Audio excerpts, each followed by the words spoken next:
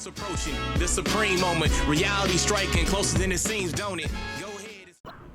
What's good? Hopefully I don't forget to layer in the commentary for this video like I did yesterday. My dumbass ended up forgetting to add it in. I mean, I feel like I wasted time commenting and then just to realize it wasn't in the video after all.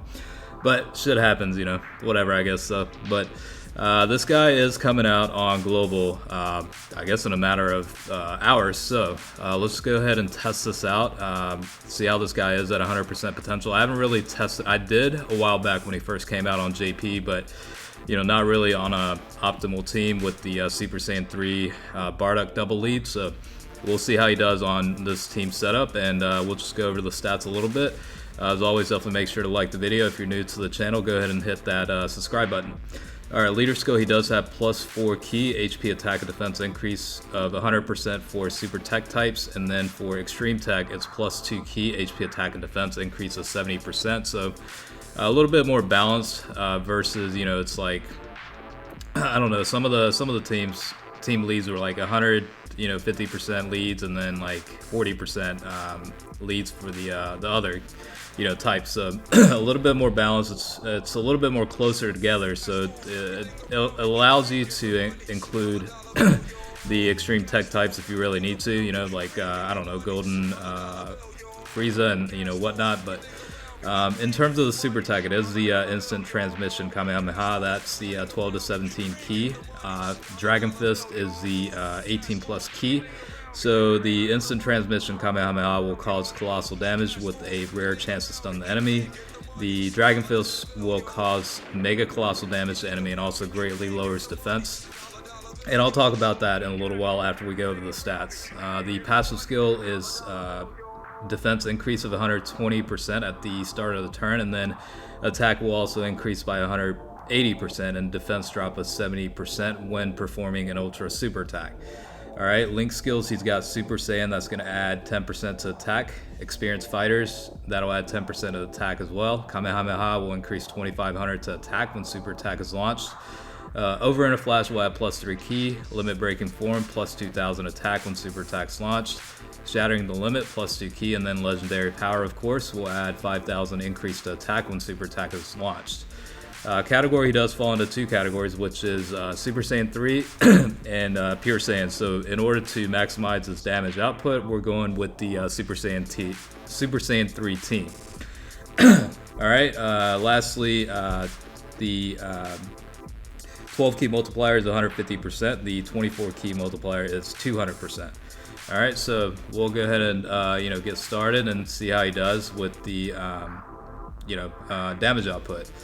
Again, the limitation with this guy is based on my own experience of, you know, testing this guy out over the course of time. The super attack, the normal super attack is kind of, I wouldn't say shitty, but it's definitely a little bit ass. I mean, it's almost like you have to get the ultra attack in order to, you know, get the type of damage potential you're looking for from an LR type character. So for the most part of this video, it's mainly going to be, you know, testing out the ultra attack. Obviously going to link him up with Bardock because he does provide 40% increase to attack once HP is 70% or below. I did include the physical Super Saiyan 3 Goku just because he does provide the ki boost and also the attack increase of 25%.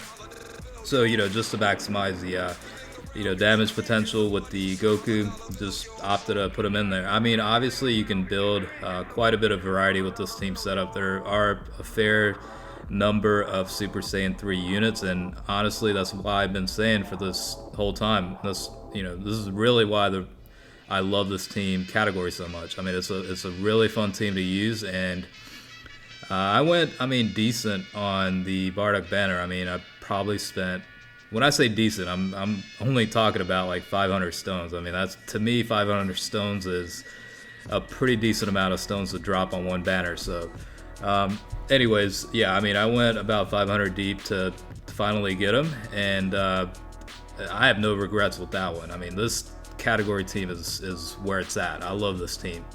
Alright, but yeah, obviously you can see with the ultra attack, he does hit very, very hard. I mean, it's it's pretty incredible how hard he does hit, and the difference it does make with that attack increase of 180%. You definitely do see a significant difference with that. I mean, with the normal super attack, I mean, you'd probably be lucky hitting over 1 million. I forgot to include footage on here testing that out, but just take my word for it. There is quite a bit of difference between the normal super attack and the ultra attack. I mean, just because of that 180% difference in attack output. But obviously, you know, he is an LR. I don't know who all of you are chasing this unit. I mean, it is going to be a tough, you know, it's a tall order to chase any LR. So hopefully, you know, you're not really going into it with the mindset of, you know, absolutely having to pull this guy. I mean, if you pull him, congrats, you know, it's great news. If you don't, you know, don't despair. I wouldn't go too heavy on the banner for it.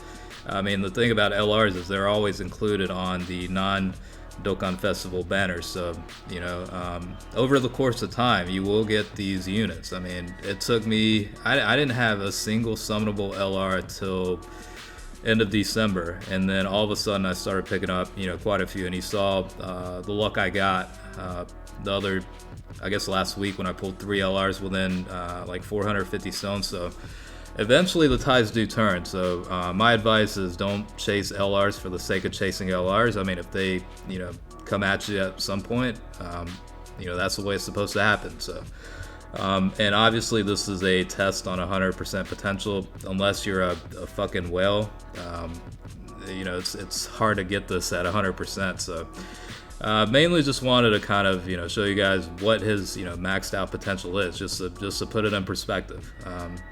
So that's pretty much the point of this video. And obviously I wanted to see it myself, you know, and see what his capabilities are. So this is a pretty good setup. I mean, it's he's benefiting from Bardock's 40% boost to attack from both sides, and then all the various link skills like, you know, Super Saiyan and experienced fighters and whatnot. So 6.2 million in damage. I mean, it almost seems like he's consistently hitting well over like 4 million with the ultra attacks. So obviously the criticals have been kicking in quite a bit, but regardless, I mean, he is definitely a pretty consistent heavy hitter, to say the least. And I mean, it's real. I mean, there are issues with the key links to a certain degree, but on a Super Saiyan 3 category team, he does link up pretty well with a lot of the units. So it definitely helps. I mean, having the key link like over in a flash definitely does help, and majority of the Super Saiyan 3 units do have that link skill. So for the most part, it's not overly difficult to get his ultra attack in. Contrary to what some may think, it's not too bad. And it's always good to include the you know, GT Goku also, because he does have that very good passive skill of 33% increase to attack. So you know, all these passives add up to a pretty substantial amount. Alright, Dokkan mode, let's see how he does.